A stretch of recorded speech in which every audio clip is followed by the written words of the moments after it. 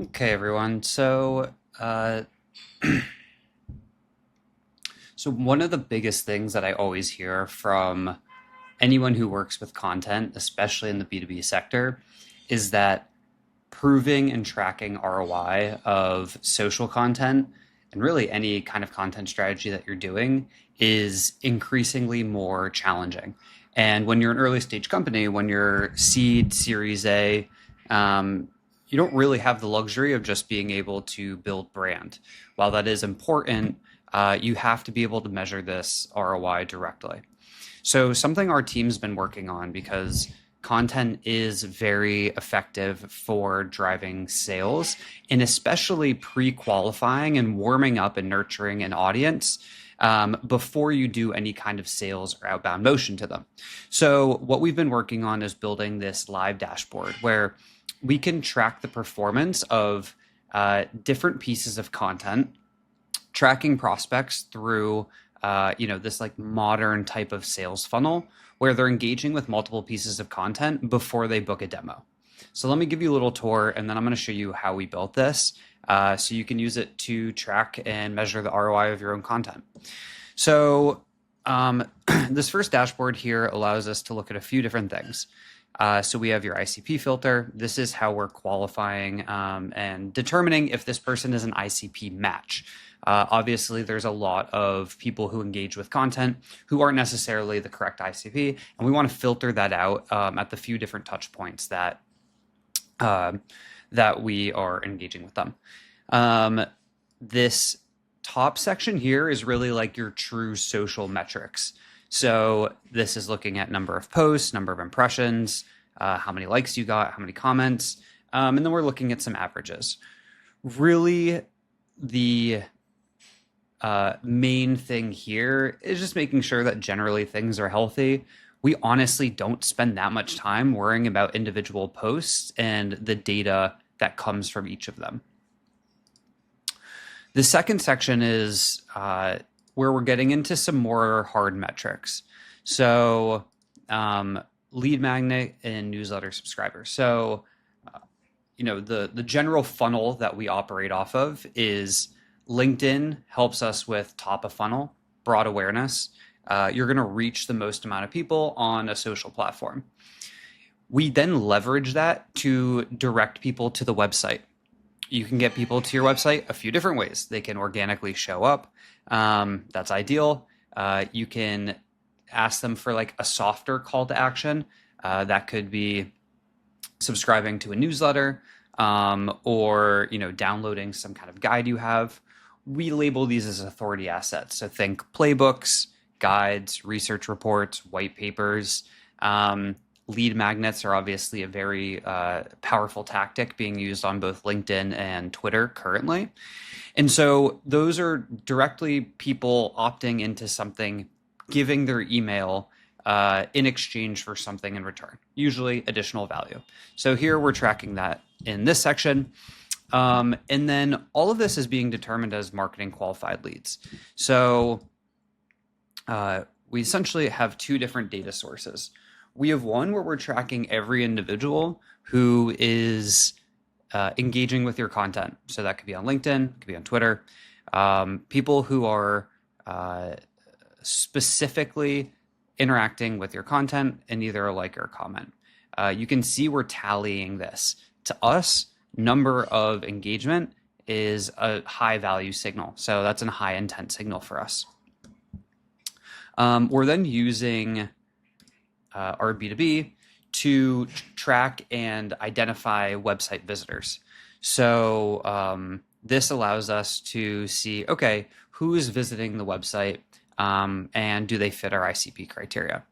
What's cool about this is we're then connecting the two data sources. So if we see one individual who is engaging with a bunch of content on social and then visiting your website and is engaging with these kind of gated asset formats, that person is probably doing a whole lot of research into your company, and your sales team needs to be reaching out to them. From content visit to outreach is very critical in this sales process. And we don't see a lot of people leveraging this enough to the degree that they should. this is us personally, how we have grown our entire agency, is identifying who's engaging with the content, who's visiting our website, who's subscribed to my newsletter, and when they're hot, doing research, especially if they're looking at like the pricing page, you need to be reaching out to them. And you can, of course, automate that all in the back end. We use a tool called Valley, but we can get into that later. So we are today going to set up one of these dashboards. I have to do this anyway. So one of these dashboards for a net new client, just to show you kind of a little bit behind the scenes of how it works. So here is our master database. We want to make a copy, and we're just going to call this data dashboard, new client. I'll keep it a little agnostic for now. Now, there's a few different things we need to connect on this. All of the calculations are mostly being done inside of Excel. But we need to clean some of this up. So we'll come in here, clear these rows, this one as well.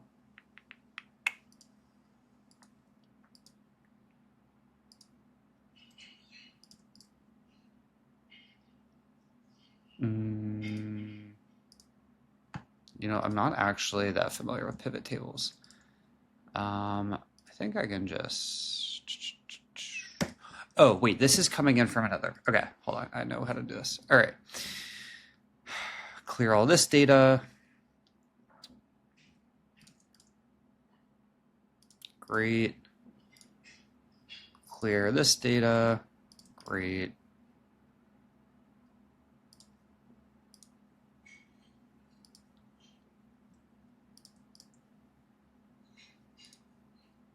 Did I get all these? No. Oh yeah, we got a lot going on here. Okay, so essentially I'm just clearing out data from another client that we are working with. I'm just gonna overshoot this shit. I hope there's someone who's watching this who knows way better how to use Excel than I do, because they're probably looking at me like I'm a fool. All right, clear. It'll also be nice to like clean these up a little. Can I do that? Resize. Default 21. Nice. Okay. That's a good trick to know. Cool. That's that. Our b2b. Clear.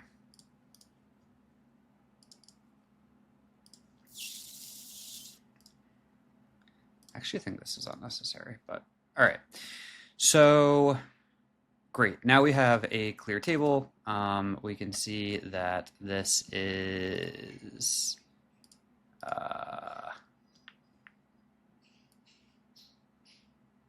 interesting.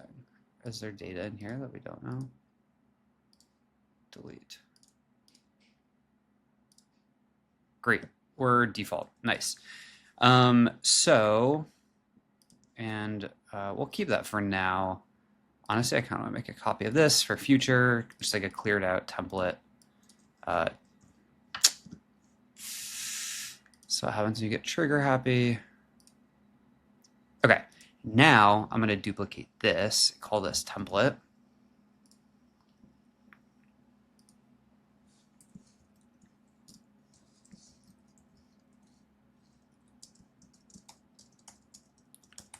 Do not delete. You never know. Okay, make a copy. And we are going to build this for data dashboard. Honestly, I need to build one of these for myself. So we will do that and copy it into client and select here and make a copy. Great. So the back end, Clay. I don't know if anyone's used this yet. Who's watching? This is a really powerful, they kind of present themselves as this like go-to-market tool, and really, really powerful for especially workflows like this. So let's sort by owner. I have a really talented guy I work with named Sava, and he has built me a database to start with.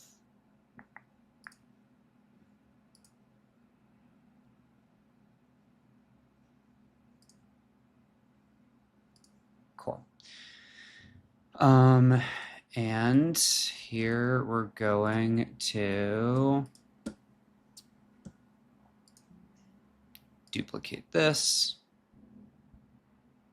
And you can see how, that's actually a nice little diagram. I'll walk us through. Master leads, catalyst. Our agency is called Catalyst. We are the ones who are producing this content and tracking the ROI on the back end.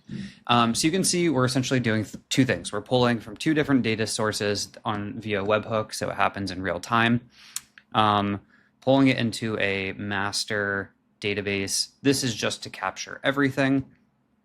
Then we push it to another database where it is then deduplicating, as well as enriching if they match our ICB criteria. And then we are combining that data into this master ICP list. Really not that rocket science, but we are, oh, cool. These already clear out. Nice. So first we want to go to our b2b and we want to get our data from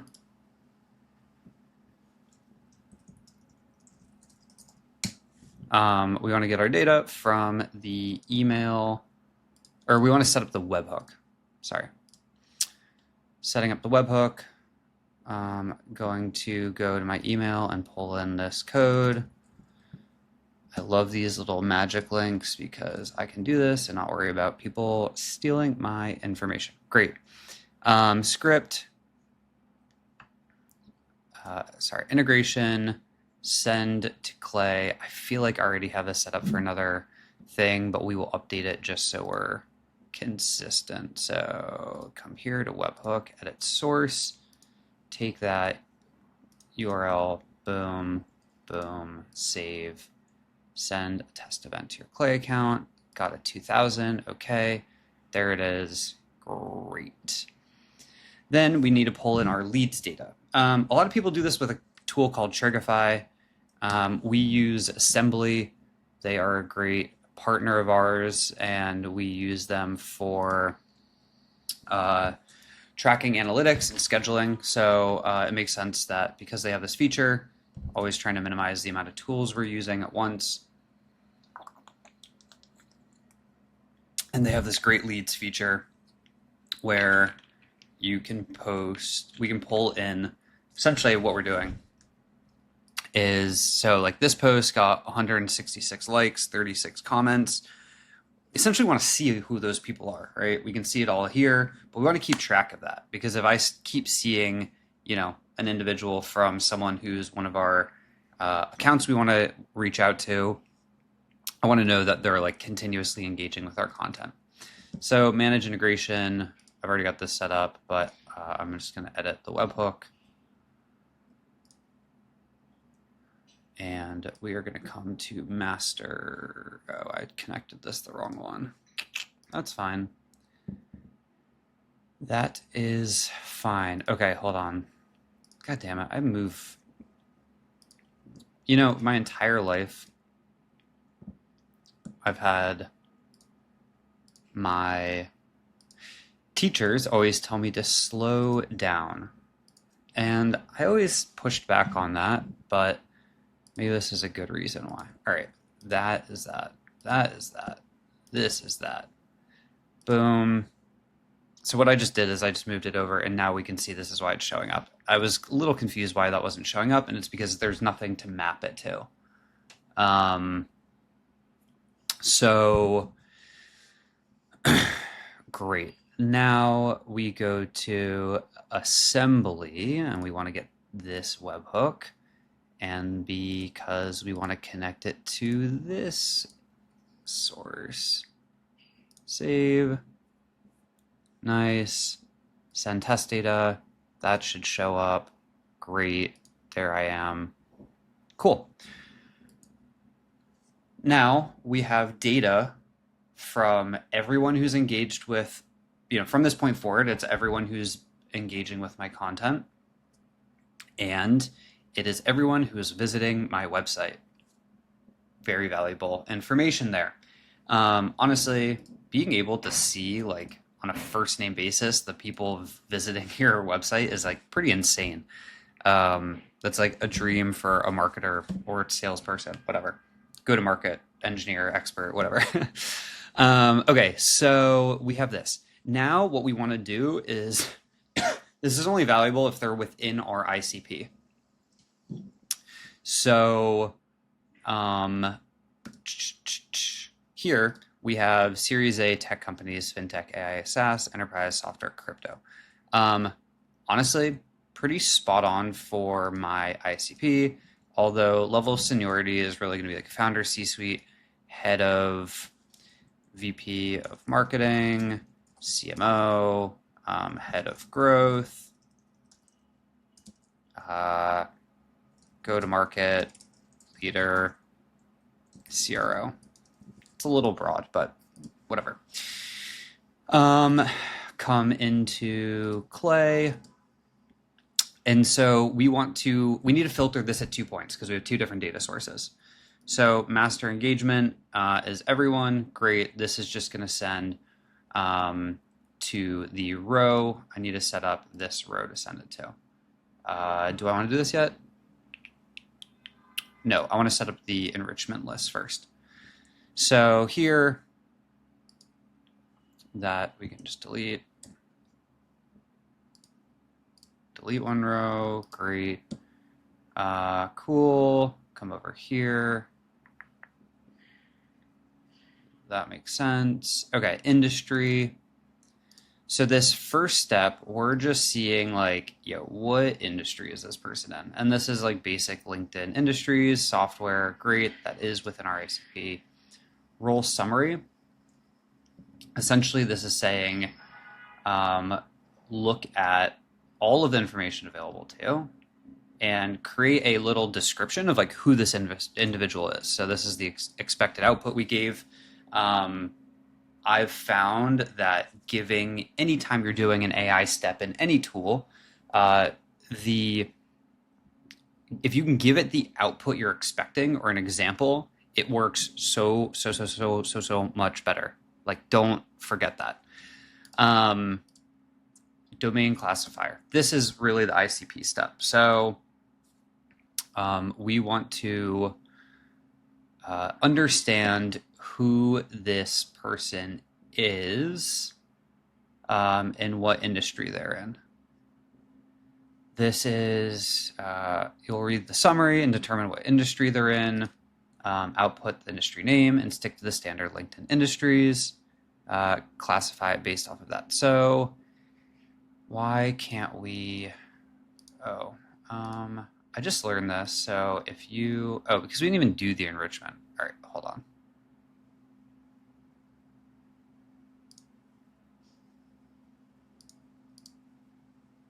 Yeah, because it's just test data. I'm going to manually input this, but there we go. There we go. Enrich person. So it found me. Great. It found his content lead, whatever. That, I wonder if there's a way we can figure that out. Pretty much what's happening here is if someone has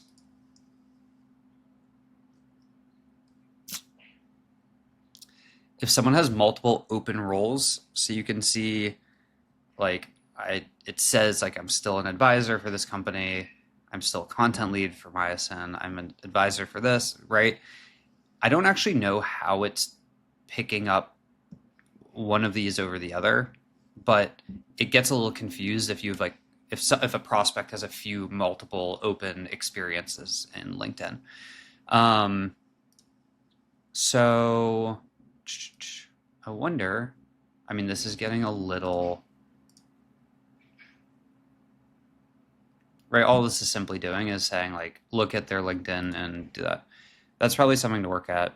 work on later, but whatever. All the rest should be the same. But we should go to this step and we can say, all right, so this is finding my output. Founder of Catalyst, where he leads effort creating AI content. Boom, awesome, nice. Now we need this domain classifier. So essentially taking all this data, it's enriching me as an individual. Then it's saying, all right, like who is this person? What industry do they work in? I work in marketing and advertising. And so it's labeling as classification of marketing and advertising. This step, this is where we're really starting to hone in on this criteria. This criteria that we outlined of like who is truly in our ICP. So essentially, I'm going to just copy all this and come here and say edit this, and I'm going to keep all of that, delete this, and say, all right, this is my ICP list. And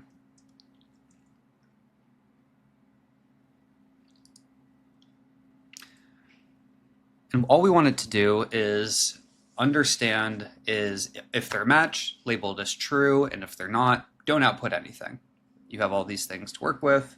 And Clay has gotten pretty good about just being able to generate this. And so I'll let this run for a second.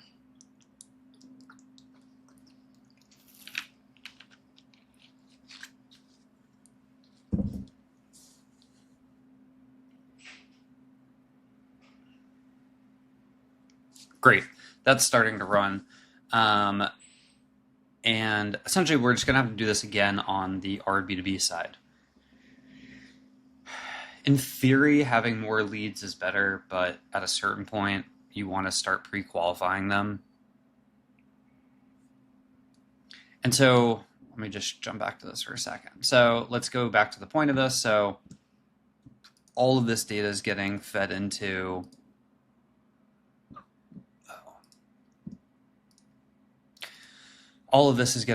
here. So anyone who's engaged goes to this list. If they match the ICP, they're going to this list. And the same thing for website visitors. The other thing we need to do is we want to go to my analytics, and we want to look back, like let's go last 3 months.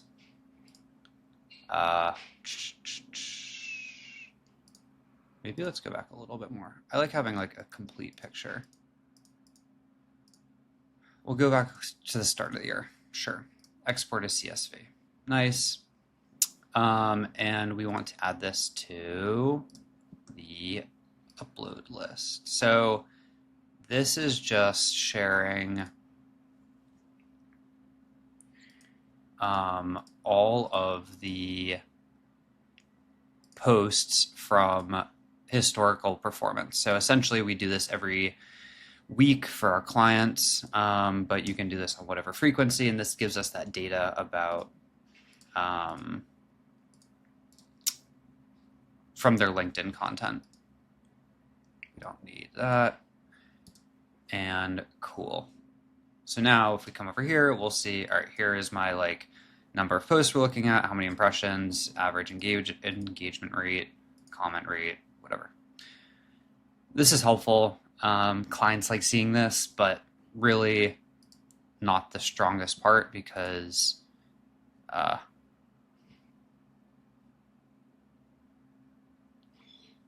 this is working.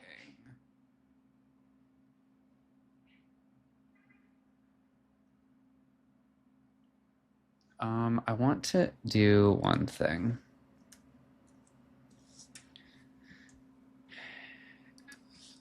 I guess we don't need this step is really just looking at their title. So I think this is confusing it. So get rid of industry. ICP, VP of engineering. Wait, I didn't even copy the right one. Y'all, all right. Where did I update that? Oh, there we go. Okay, cool. So essentially you just want to put in your titles. I also want to say, also look for adjacent titles to these to not miss anyone. Add those also to the list. And regenerate. Then I don't think I can get ahead of this. So essentially we're doing this and it's going to filter through everyone who adds to this list. It's going to say, are they a VP of marketing? Are they a CMO? Are they head of growth? Or some tangential title? If so, pass them to the dashboard. Smart salespeople would enter those into an outreach flow, right? These are people engaging with your content. That's great, right? Like these are people opting to, they like what you're saying. So if you say good shit, they like it. Awesome. So we're going to do this, and then we're also going to separately do this for, yeah, this looks great. We're going to do this for the website visitors as well. So that's good. Title final match, great. And then this is looking at the B2B site and saying, okay, this person engaged with content. Are they also visiting your website?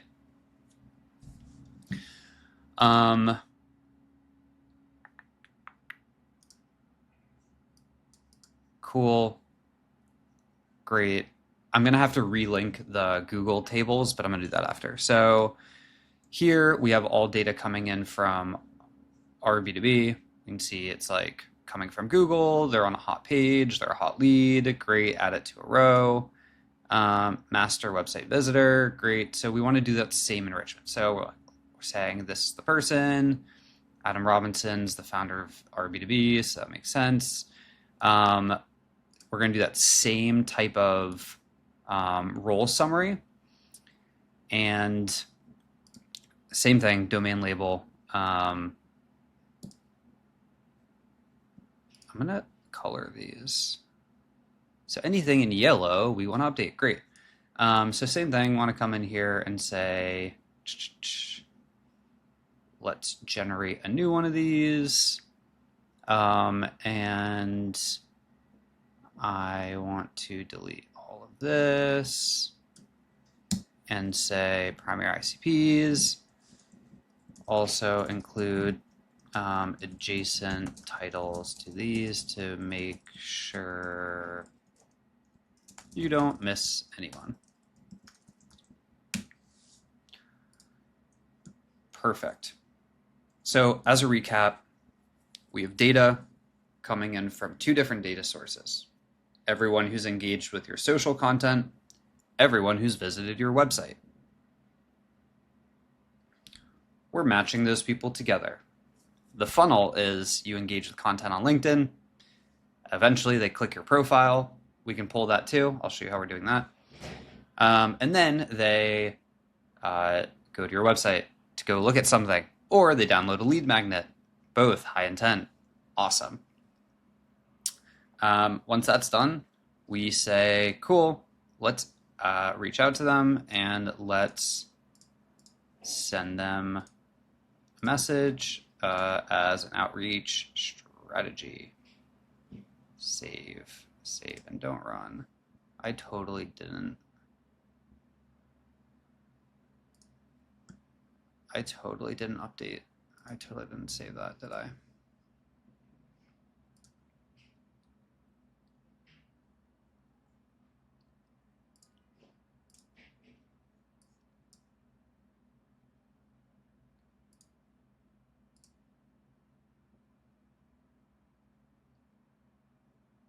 I didn't. Cool. This is what happens when you go too fast, kids. And adjacent titles, so you don't miss anyone. Maybe I'll just like cut this out because it's quite embarrassing that I keep redoing the same work.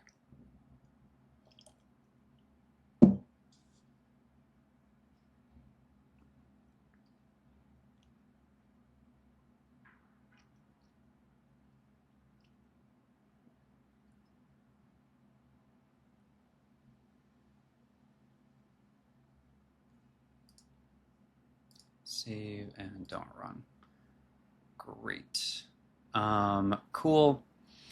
And that's really it. So once we just set up these tables to send data back to our database, our Excel, this will be live. And then the ROI calculator is the last component. So marketing qualified leads, we're making some assumptions here. So we know you know your average contract value, ours is 60,000. We know our MQL to SQL rate. Ours is actually like 40%. And then your SQL to close, ours is probably about 25% at this point. And so we can see that if we're getting one lead, we're in the negative because this is accounting for the cost of, our service, but you don't have that cost if you're an individual or you're doing this, or, maybe the cost is just significantly less. You could get real scrappy and put in like the individual who's running this is salary. It's a little brutal, but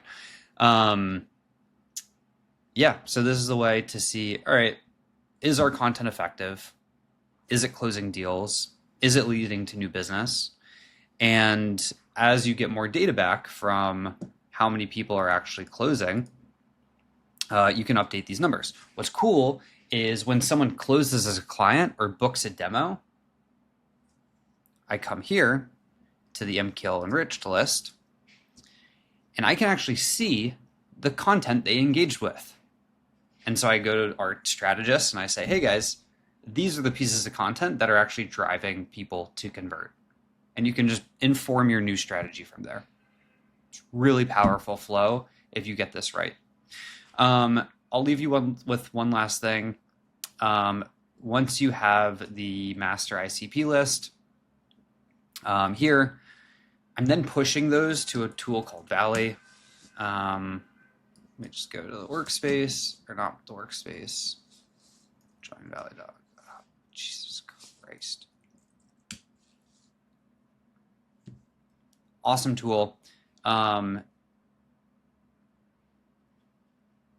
When you send it here, pretty much I keep adding those people to a list. They get an outreach message, whole drip campaign of us sending messages to them because they are highly engaged leads. They are showing interest. I also push this instantly and send email campaigns, and the whole thing's great. So if you're trying to measure ROI with your content, this is a pretty straightforward way to be able to prove efficacy of your content motion. This is what we do for us and our clients, and it works really, really well. We see open rates. Heck, I'll show you a little behind the scenes. Our campaign open rates are insane.